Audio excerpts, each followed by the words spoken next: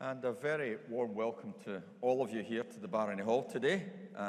Most importantly to our graduates who are filling the stage behind me. It's lovely to see them.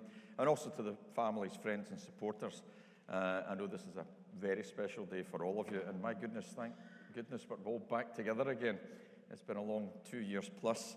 In March this year we had a set of catch-up graduations because we'd had almost 8,500 students that had not had the opportunity to have a graduation ceremony like this. They had graduated but hadn't been back here. So we came back here in March to make sure that they had the chance, including my son, by the way, which was a particularly enjoyable occasion for me. So I very much can ring true with what you're experiencing today. And the Barony Hall, of course, is one of the jewels in the crown of the Strathclyde estate. This is where we have our graduations. We do many things in here, including host examinations. But we have special functions, we have conference meetings and what have you. And over the course of this fortnight, we'll graduate almost 4,000 students. So that's an army of talent, of people that have worked very hard in their professions, whether that's in architecture and civil and environmental engineering. So these occasions are very special. But they're often made even more special when we can celebrate the achievements of individuals who have excelled in public sector, private sector and academia. And today is one such day where we're delighted to welcome a new colleague to the Strathclyde family, about whom you'll hear much more shortly. And we'll start the ceremony in a moment by us introducing the honorary graduate, and then we'll get to graduating our students. So when the graduands, because that's what they are just now, in 45 minutes' time, they'll magically transform into Strathclyde graduates. When they come across the stage, I'm going to cap all of you. So don't flinch, I will be gentle. But it's a reflection of the ancient ceremony of a rite of passage. So as I cap them, they'll become graduates. And then I'll give you some updates on the university. So with that, ladies and gentlemen, please relax and enjoy yourself. Polite applause is always appropriate, but you can let your hair down as those of your family members that come across, you can feel free to let them know that you're in the hall. So please be happy to do that. And with that, colleagues, I will declare this congregation formally open, and I'll invite Professor Mary Spowage to introduce our honorary graduate. Welcome, and here we go.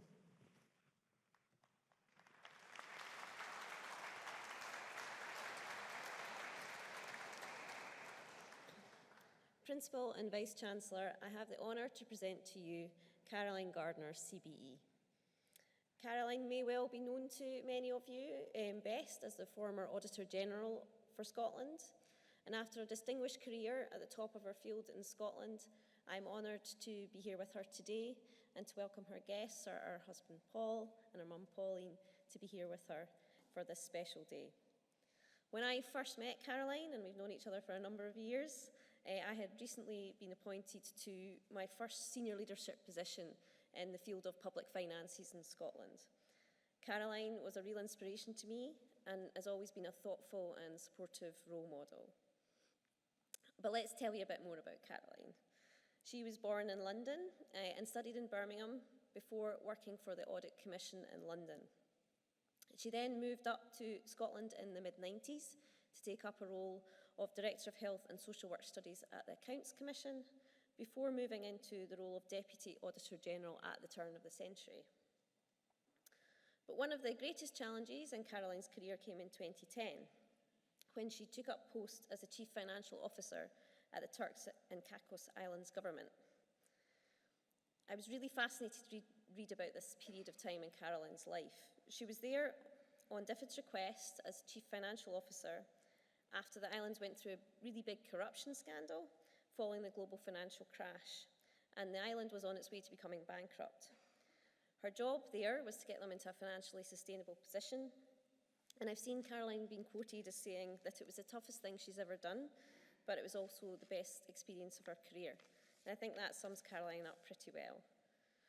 Following the success of dealing with this challenge, Caroline was appointed by the Scottish Parliament to be Auditor-General in 2012, a post that she has held through a hugely eventful time for Scottish politics until June 2020. In terms of the awards and professional recognition Caroline has received, there's almost too many to mention, but I'll mention a few. She's Fellow of the Royal Society of Edinburgh, and the Chartered Institute of Public Finance and Accountancy, and in 2020 she received a Lifetime Achievement Award at the Scottish Public Service Awards. And of course, as part of the New Year's Honours List in 2020, Caroline was awarded a CBE for her services to the Scottish public sector. Last year I heard Caroline being interviewed on a podcast about the 10 years since the Christie Commission.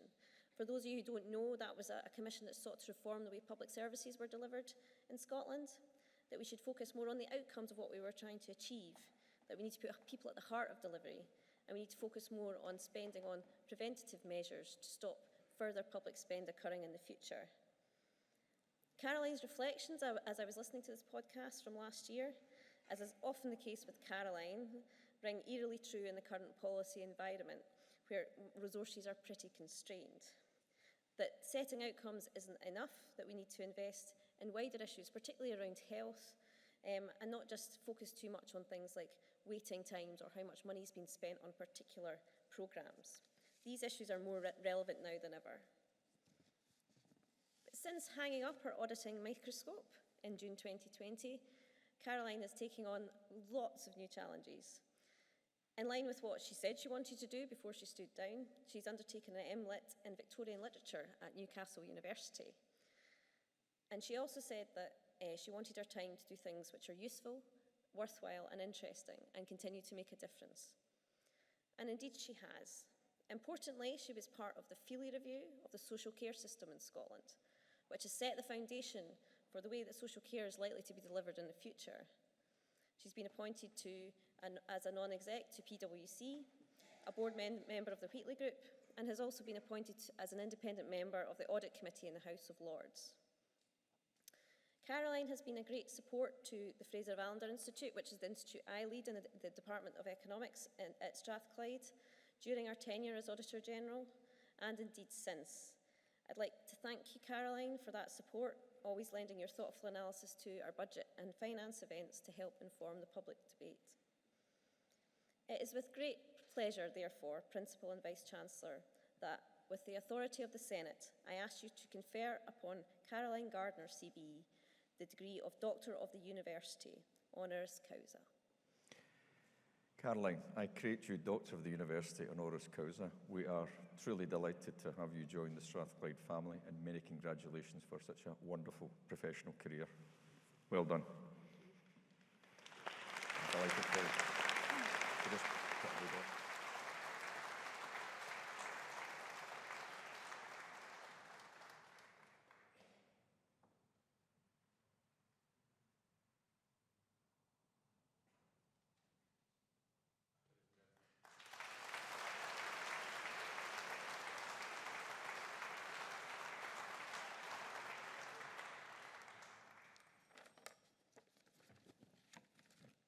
Thank you so much, Principal, Professor Spowage, and the whole university.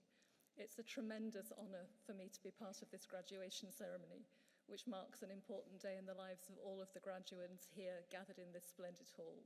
Thank you for inviting me to join you. As you've heard from Mary, I've spent most of my career in public finance. The degrees and the careers of the graduates gathered behind me will probably be very different from mine. We all got here from different routes, and whatever our backgrounds, I do believe we've got at least one thing in common. None of us got here on our own. That's obviously true at the personal level. Every one of us had people, parents, carers, friends, teachers, many of them gathered here in the hall today, who saw our potential and our talents and helped us make the most of them. We all owe a big debt to the people who made it possible for us to reach this outstanding university and take advantage of all the opportunities that it offers now and in the future. That's always true, but I think it's especially true for you, the class of 22, with all of the challenges you've faced over the last 2 years of the pandemic. Today offers all of us a great chance to remember all of you, the people who've helped us along that journey, and to celebrate with you. I'd like to say a big thank you to my husband, Paul, and my mother, Pauline, who are gathered in the hall with us, and I hope everybody has the chance to thank the people that they owe that debt to. But beyond the families and friends who've helped us directly, we've also all benefited from the help and support of people we don't know, much more than we sometimes remember. As you've heard, I've been fortunate enough to spend most of my career auditing public services. I do know that may not sound like a dream job to most of you, but actually it was a tremendous privilege. As the Auditor General for Scotland, I had a backstage all areas access pass that let me dig deep into the way that public money is spent, and more importantly, understand how public services affect the lives of every one of us, the NHS and care services, social housing, our schools, colleges, universities, and very much more. But for me, it was always more than a professional interest. Like many of you, I've benefited hugely from those services. When I was a baby, my parents moved from a privately rented flat with no hot water and a shared toilet on the landing to the council house where I grew up, with a bathroom and a garden. I went to local schools where committed teachers gave me the education that enabled me to go to university, the first person in my family to do so. And I'm a reader thanks to the local library and the encouragement and kindness of the librarian who worked there.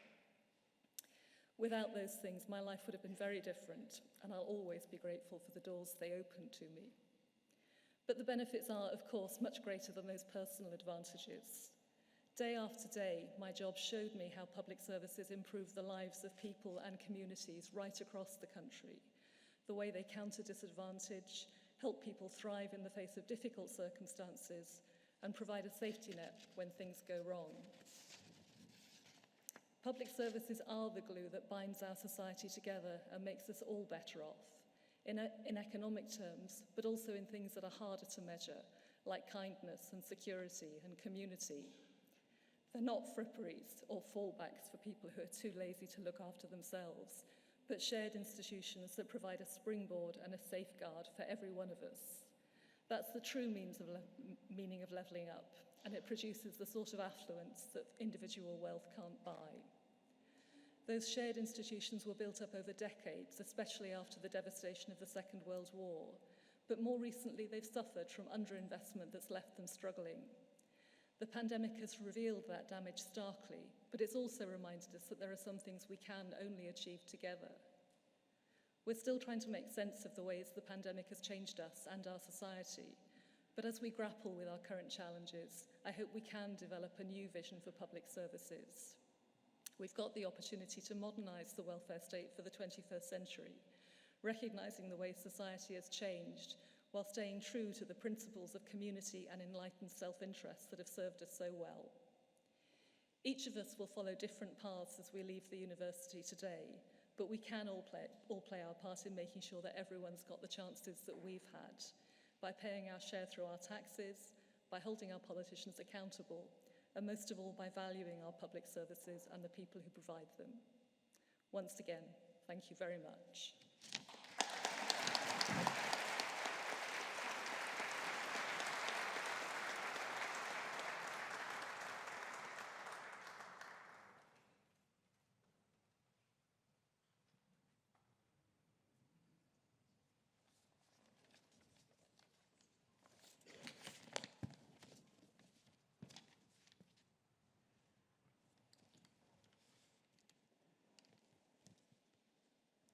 Principal and Vice-Chancellor, in the name of the University and by the authority of Senate, I present to you these students. For the degree of Doctor of Philosophy, for research in the Department of Architecture, Ainsley Kennedy.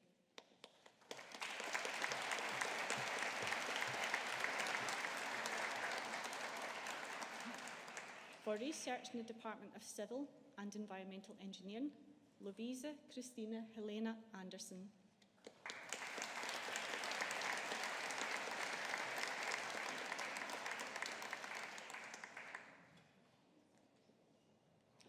Kondwani Redson Chidzi Wizano.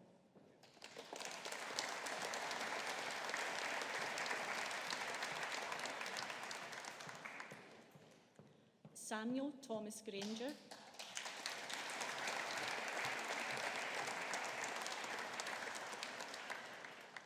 Antonio Pellicer Poo.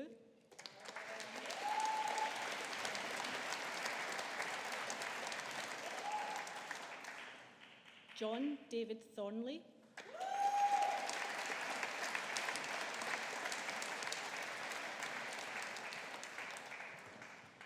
Christopher Shi Ku Wong.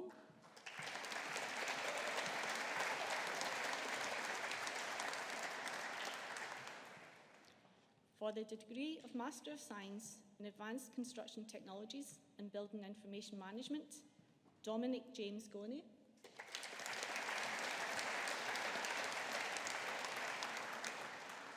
In Urban Design, John Francis Duffy.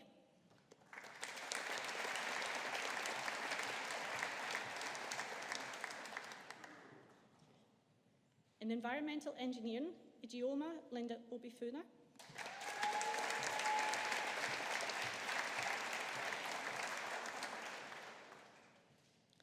Terin Raj.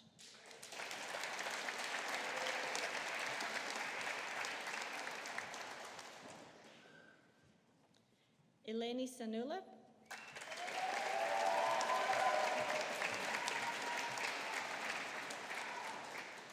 In hydrogeology, Ilona Goncharek.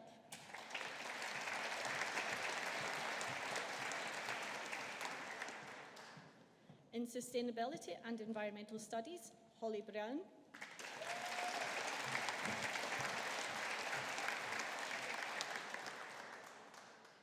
Claire Ann Gregg.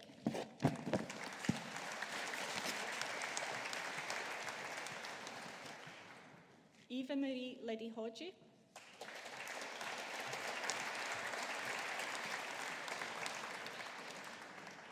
For the degree of Master of Architecture and Advanced Architectural Design, Simone Bevilacqui.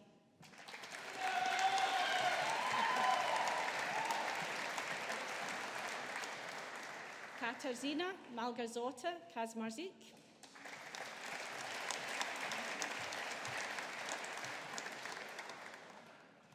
In Architectural Design International, Louis Wan Kirk.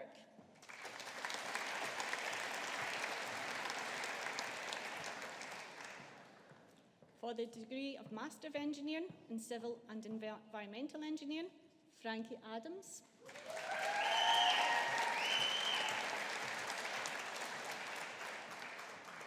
Finlay Aitken.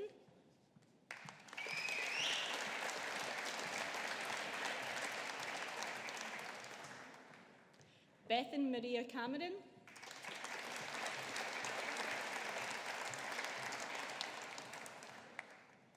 Ewan Scaife Campbell.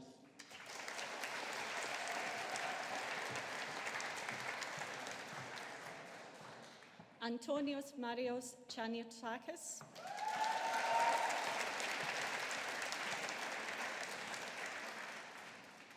Ethan Graham Clokey.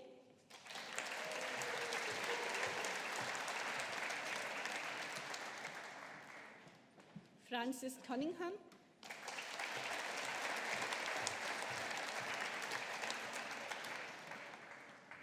Zain Iftikhar.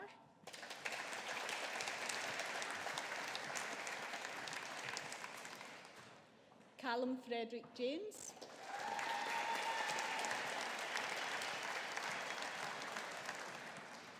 Sam Rekan Kala.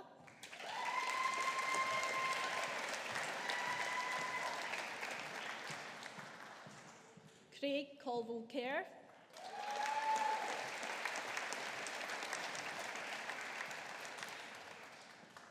Olivia Julianne McLaren.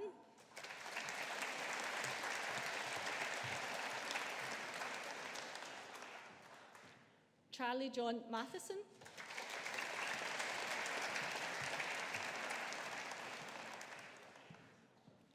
Ewan Mark MacDonald.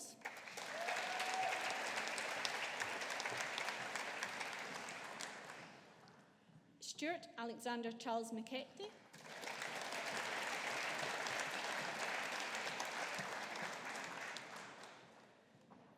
Shazia Mirza.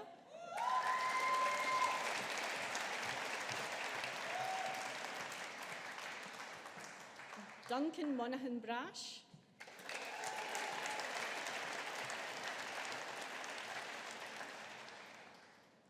Lorne Eiley Park.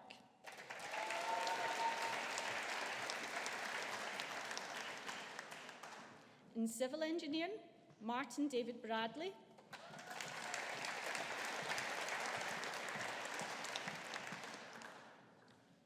Gavin Bowman Cruikshanks.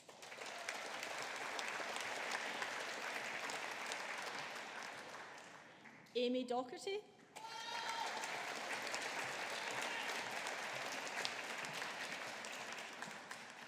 Ben Andrew Hayward.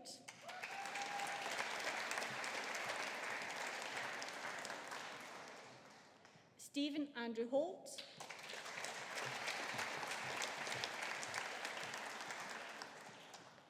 Stephanie Mun Nam Kong.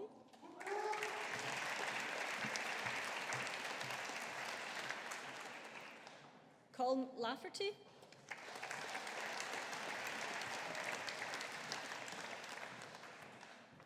Nicholas Andrew MacDonald.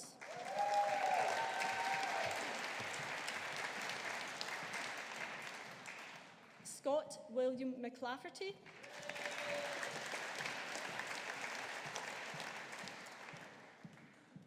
David McCormick.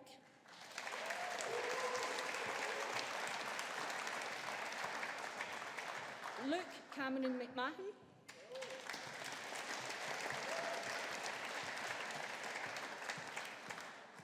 Murray Robert McVicker.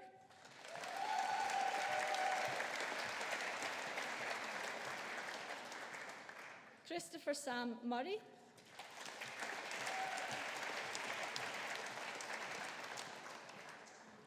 Rocco Salvatore Renato Panetta.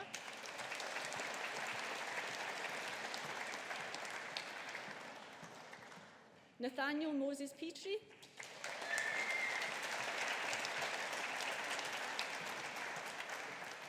Jacob Robertson.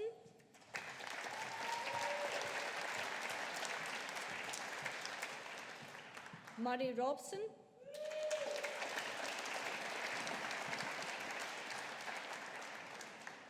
Anthony Ross.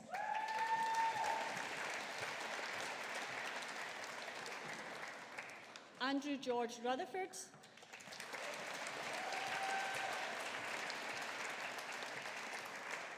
Ailey Sarah Snedden. Woo!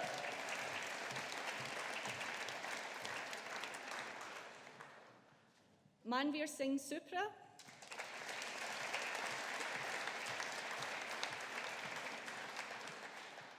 Gabrielle Valenti.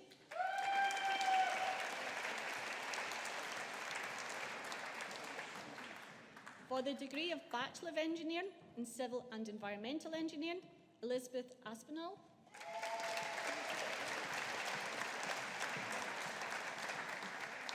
Nicholas Creakin.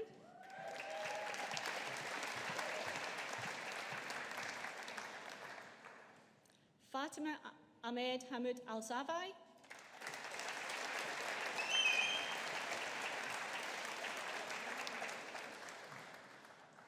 Lewis Hanna.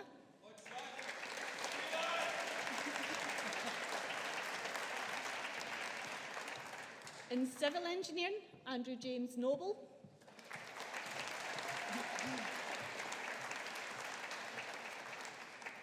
Zainab Al-Khalaf.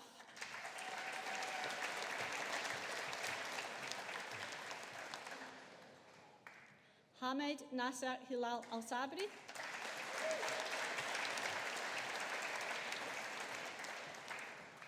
Angus Davey.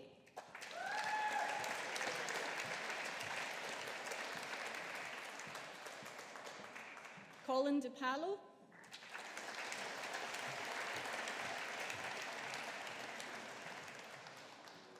Henry Lore.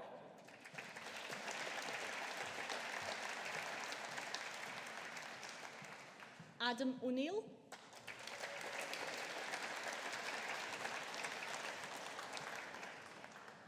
Donald Robert Watts.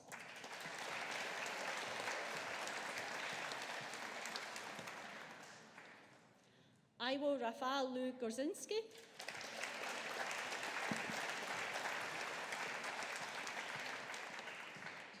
For the degree of Bachelor of Science in Architectural Studies, Abir Makbul Mohammed Jawad Al-Lawati.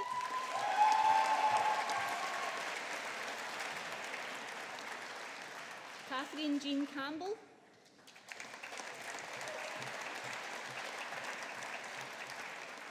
Josh Hale.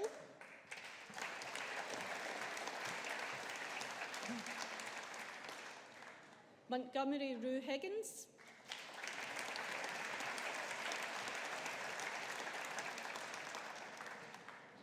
Ashut Krishna Kumar.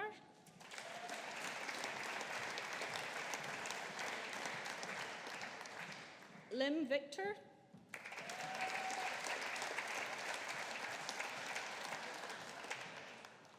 Paulina Victoria Matuzik.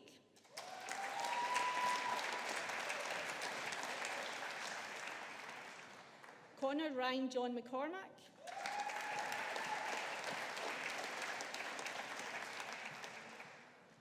Martin McDonald.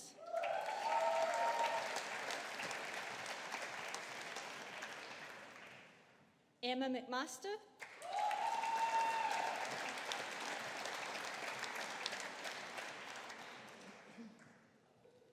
Stavrula Artemis Ruvoli.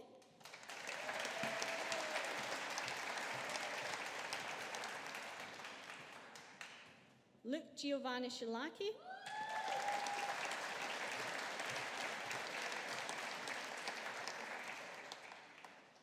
Rehab Adil Ahmed Alawati.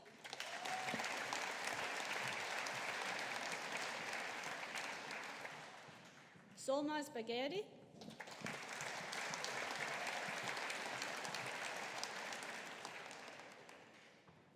Lucy Jane Devlin.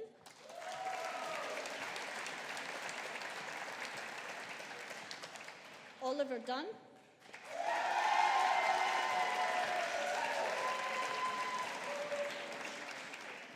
Martin Keelahan.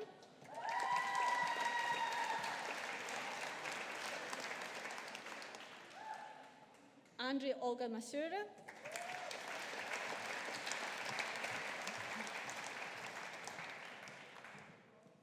William Nixon.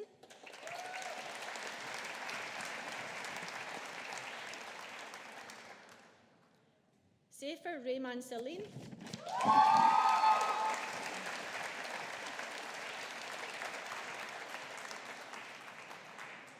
Joshua Stewart.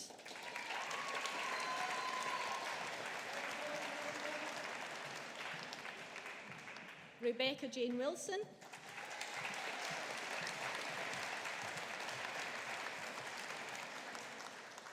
Joanna Kalia.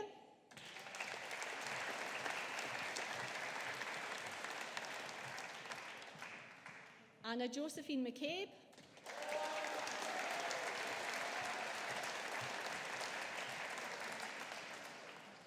Patrick Martin O'Neill.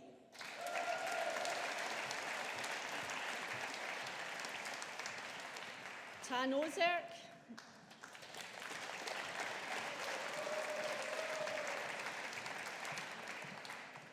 In architectural studies with international study, Lucas Chalupa.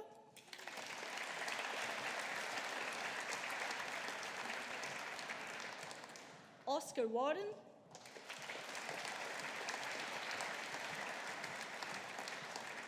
Alexandra Milena Klepaka.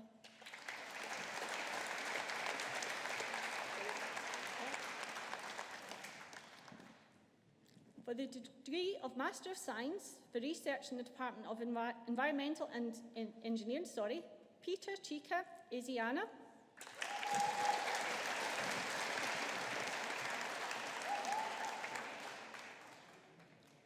For Bachelor of Engineering for Research in the Department of Civil Engineering, Wahaj Abdullah Saif Al-Makbali.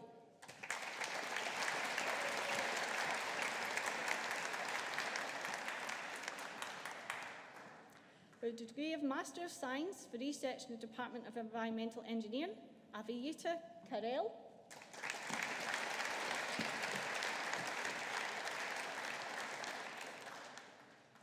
For the Master of Architecture in Advanced Architectural Design, Sarah Mallory Ali.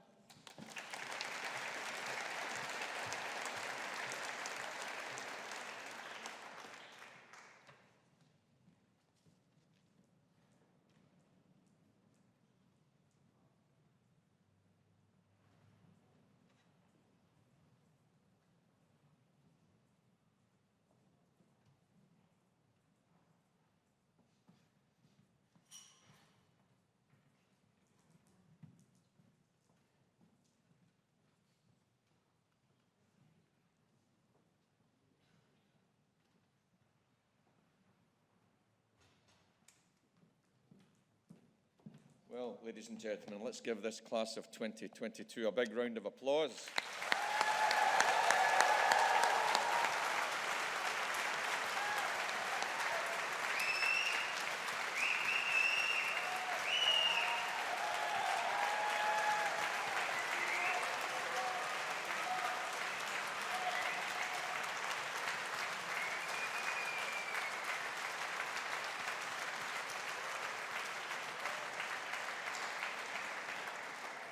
So, once again, now Strathclyde graduates, ladies and gentlemen, friends and colleagues, let me reiterate our very warm welcome to this wonderful ceremony.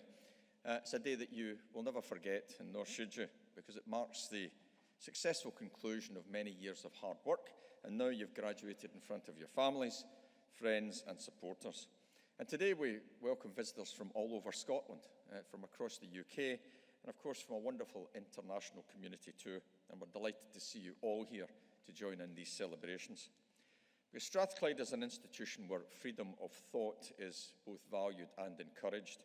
We're a place that is both tolerant and inclusive, and where people of diverse national, cultural and social backgrounds come together to enjoy a great Strathclyde education and a first-class student experience. Here at Strathclyde, we benefit from having staff and students from over 100 different countries. We seek to be socially progressive as a community, and we also want to be an exemplar for modern society, as we want to be plural, multicultural, and enlightened. And I'll mention that again in a moment. It's our responsibility, and graduates, it's your responsibility to continue to challenge unacceptable practices, including by those in power. And boy, we've had plenty of examples of that in the past couple of years, and let's continue to use reason and exemplify the best features of modern society and take a values-based approach to what you do personally and what you do in your professional lives. But most importantly, we're here to acknowledge your hard work, the learning that you've built up, and the successful completion of your degree courses. This will be your passport to making a full contribution through your careers and your contribution to society, in spite of the flux that we're all facing just now. And here we are, as I mentioned earlier, in the season of in-person graduations, the first real programme that we've had since the coronavirus pandemic struck, which of course has had far-reaching and unprecedented impacts in all of our lives. The pandemic has changed our health systems, and we need to take the benefits of that and the learning that's come from it, and it's impacted our economies, and it has also changed the way in which we work and study. In hindsight, when we look back at COVID, I think we'll see it as one of the biggest accelerators for digital transformation and also for net zero as we change the way in which we move about and how we use resources. But it's also demonstrated through the pandemic what society can achieve when we work together with a real commitment to collaboration. And it's placed science and engineering at the forefront of finding the solutions to the challenges that we face. It was science and universities and innovative industries that delivered the vaccines for COVID-19 in record time. And it will be science, engineering and education that will help us address the pressing issues such as climate change. Because, well, we're just facing through the global pandemic, and there may be others to face in the coming years and decades ahead. The existential challenge that we all face, colleagues, will be climate change. And as you remember, we had the joy as a city to host COP26 and just in November. It seems so long ago now, and we did wait an additional year to have it here, where the world came to Glasgow, and Glasgow was showcased to the rest of the world as we brought world leaders together, not just to talk, but to plan, to commit, and move forward together. And as an institution, it's our graduates that will make that difference. Whether in civil and environmental engineering or through architecture, how you imagine and design and create infrastructure, the buildings that we live in and the resources that we require is going to be key. And as an institution, we are also committed to getting to net zero well before 2040.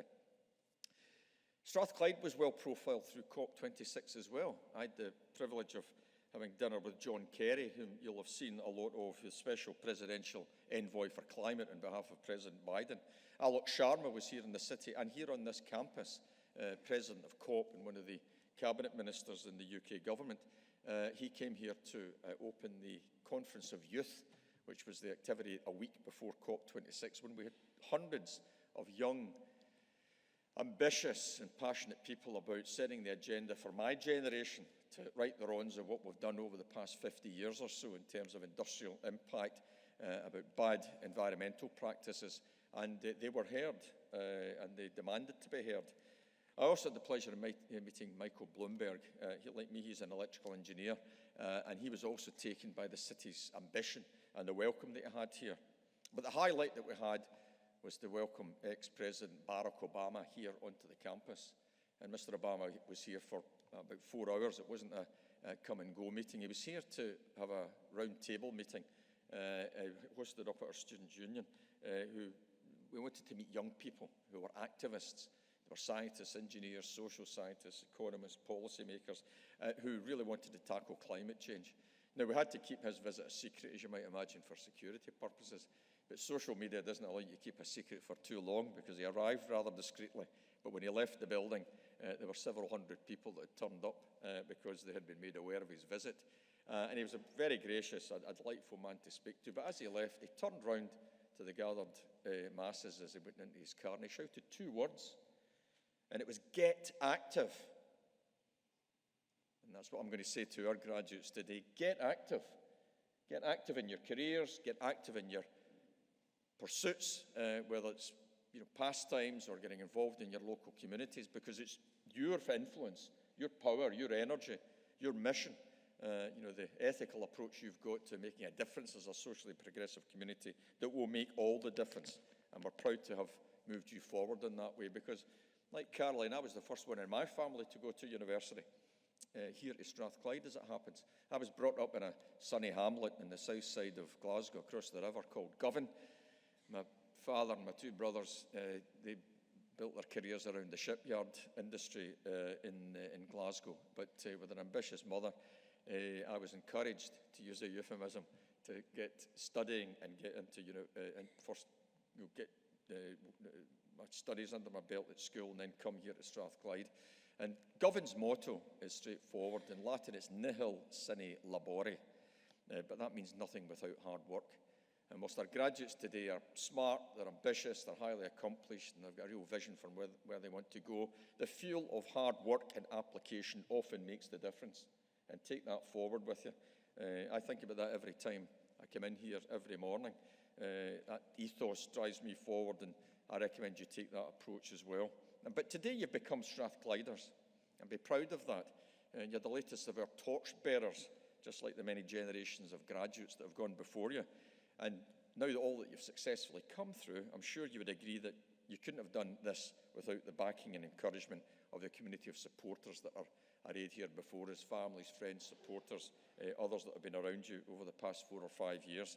And as I was saying earlier, as the first in my family to go to university, I know how critically important that encouragement, not just the resources, but the moral support and being there to advise at the times of hardship. So graduates and university staff, please join me in thanking these wonderful families, friends and supporters for all they've done to make today possible. Thank you very much indeed.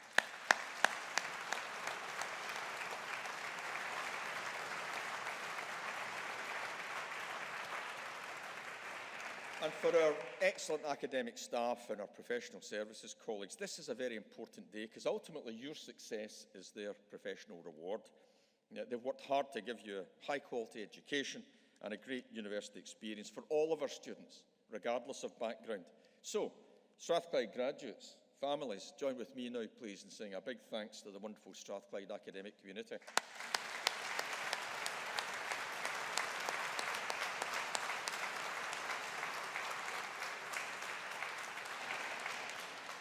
So a few things about your university, about my university, and that is we are now 226 years old.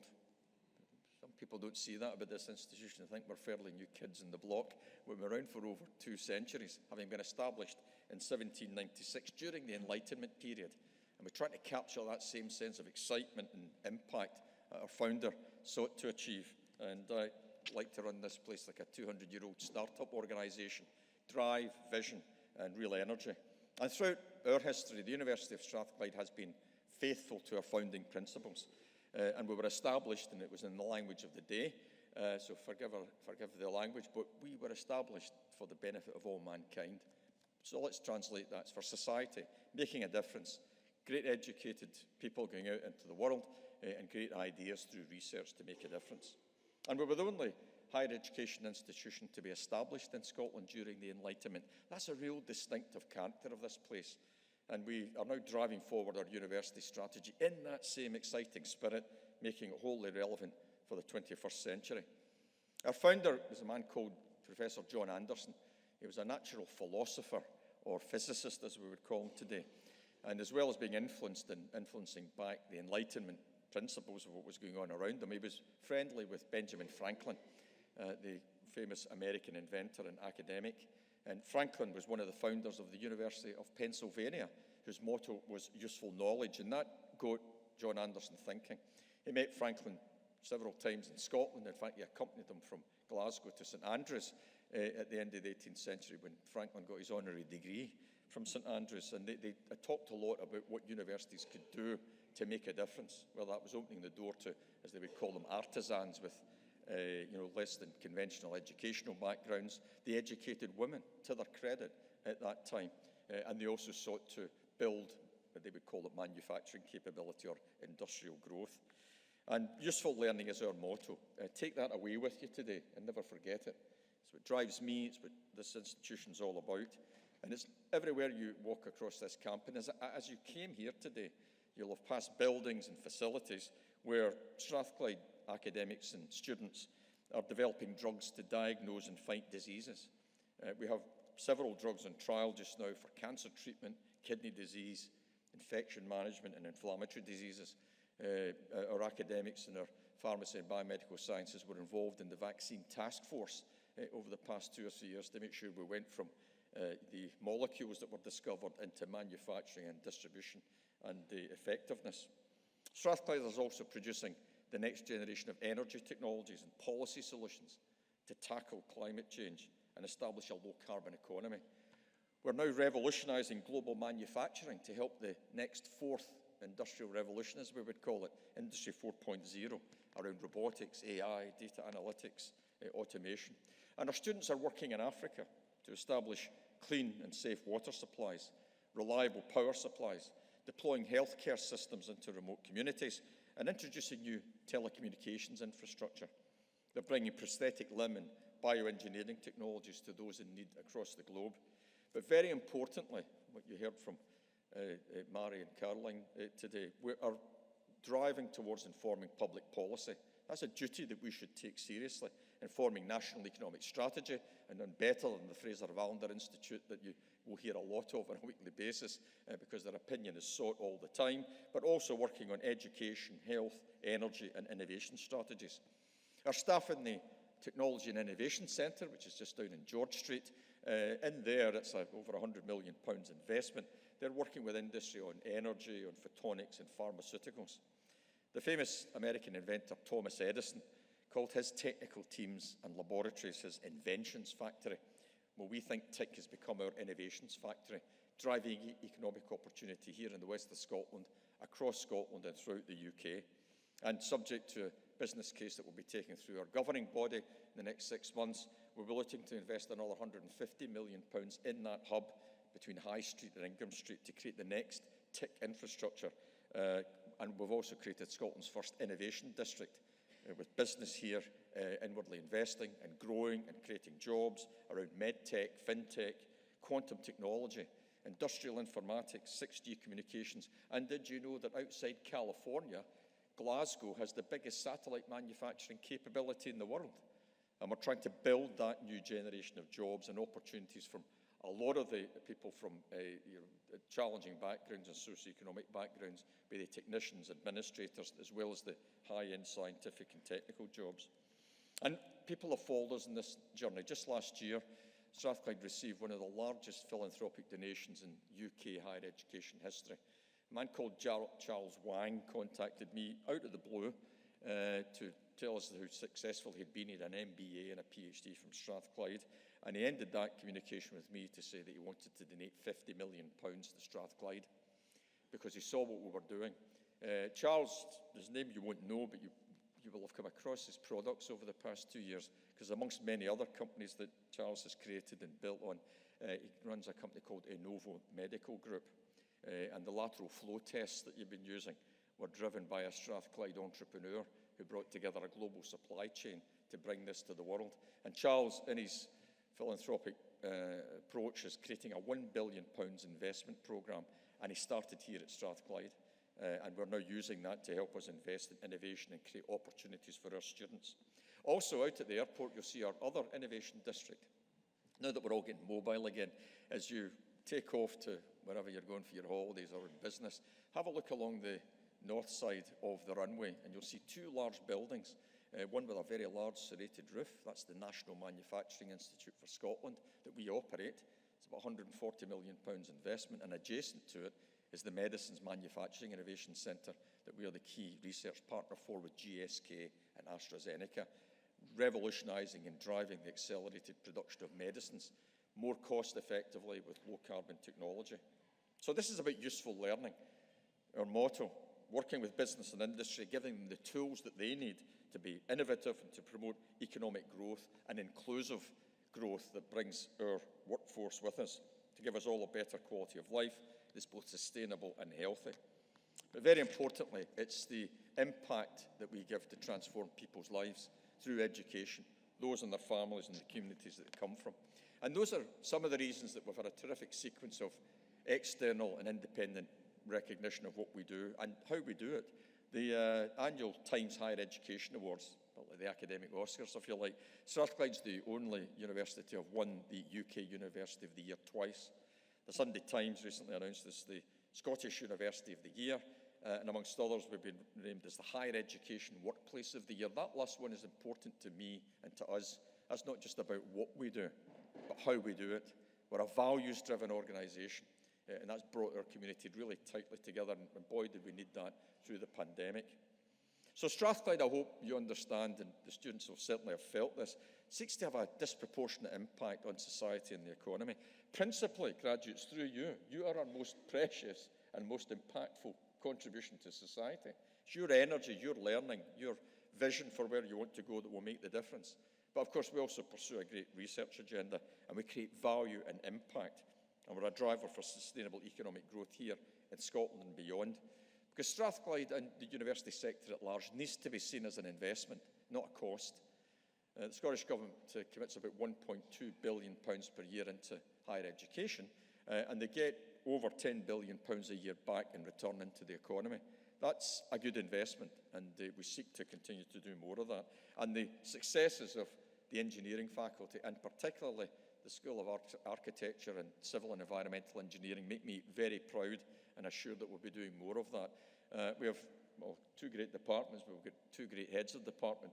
Professor Tim Sharp, who's here next to me on the stage here. Tim, as well as having great leadership to the school, was part of SAGE.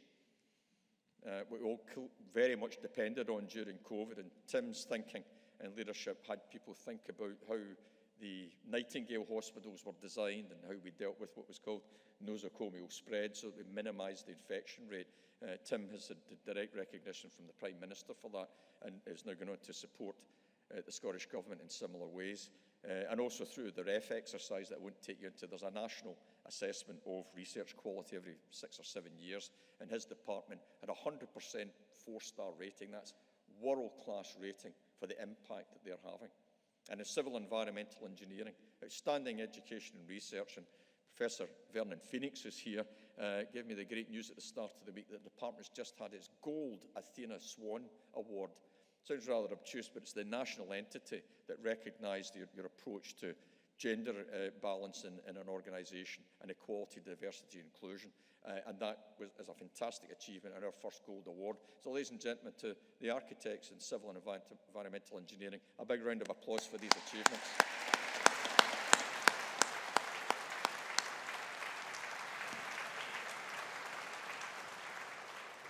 So let me move to conclude. This is the context in which you should view your awards, graduates. You're graduates of a university that places students at the heart of all that we do. We value excellence in education and research, and we create strong connections and authentic commitment to society as well as the business world. And we're an international institution, as the very best institutions are. We compete, of course, but we also contribute and collaborate on the world stage. In North America, our principal partners are Stanford, MIT, and New York University, which are household names, with strong partnerships in the University of Southern California, and in Canada, it's Waterloo. In China, we work with Peking and Tsinghua universities, the number 1 and number 2 institutions there, as well as the Hong Kong University of Science and Technology. And we have deep and ongoing relationships across Europe. In spite of the disruption of Brexit, that education opportunity and the shared opportunity to research and innovate together is very meaningful. But our students have benefited greatly from being part of an international institution. That's helping them to emerge with the skills necessary for themselves and Scotland and the other parts of the world that they will work in. And our students have been exposed, importantly, to the richness and value of different cultures and traditions. And never underestimate that. And they're leaving today with their understanding that they have obligations as global citizens. And we seek to be a socially progressive institution. I'm happy to tell you, because of the work of my fantastic colleagues, we remain the leading Scottish research-intensive university for widening participation in our programmes. This year, we've admitted almost 1,300 young people from the 2 most challenged quintiles in Scottish economy. There's an index called the Scottish Index of Multiple Deprivation. I don't like that label because it defines one of the communities that I come from. I never felt multiply deprived. We didn't have a lot of material wealth, but had a lot of support and ambition for us to go forward. But it's a way for us to focus resources. And over 500 of them came from the most challenged communities, and they're in here and they're staying in here. And with all of that, we've retained our 5th position in the UK for entrance qualifications, dismissing the notion that standards are adversely affected through a strategic commitment to widening access, and we will remain so. So just before the start of this graduation season, about 3 weeks ago, in this hall, we graduated the Children's University students. I've got the pleasure of being the Chancellor of the Children's University. It's a charity to get young people from low attainment communities to get a learning passport. And with 150 youngsters aged 5 to 12 in here with their gowns and their mortarboards, and very importantly with their mothers and fathers in here, most of whom had never crossed the threshold of a university. And when these young people go to the Burrell or they go to the Kelvin Grove Art Gallery, they get a stamp in their learning passport. They go to the Glasgow Science Centre, they get another stamp. They go to a night class, etc. And a lot of them take their mums and dads with them. So it awakens the realisation that education is a passport for them. And when they're in here, I tell them that these doors are wide open for you, regardless of where you come from. And they come traipsing along here. Some of them come skipping along, I have to say. And a 6-year-old actually missed capping them because they were that quick. They ran right past me before I could get my cap on top of their head. But most importantly, it was celebrating their achievement.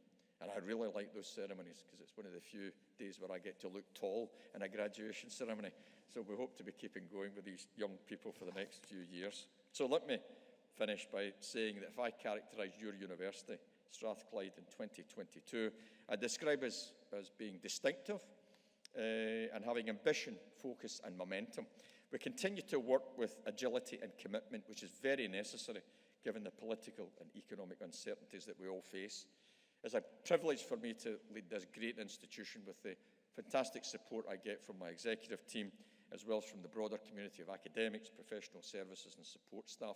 And I truly believe that our founder, John Anderson, would recognise that what we're doing today is the realisation of what he sought to create during the Scottish Enlightenment, namely useful learning.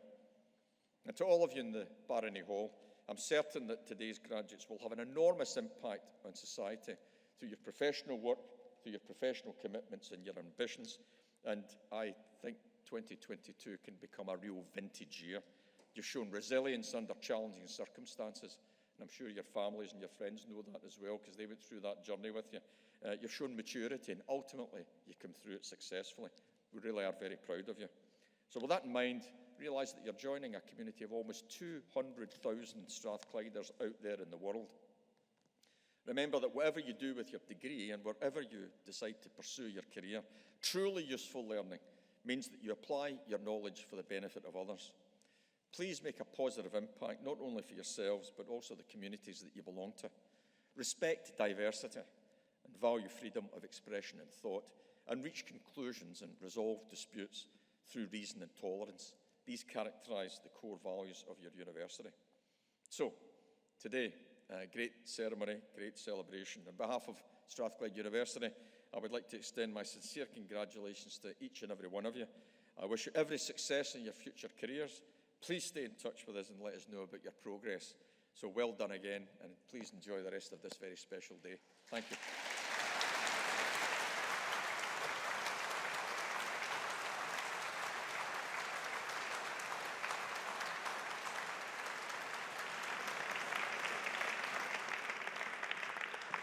Well done. So, ladies and gentlemen, we're done. I hope you enjoyed that as much as we do. It's a fantastic way to get the day started. As we close the ceremony formally, the stage party will process down the hall, out into the dry atmosphere. We'll take a right and we're going to go over to our Learning and Teaching building, and we invite all of you to join us, please. There are refreshments there, and there'll be a chance to mingle and catch up with some of the academic staff.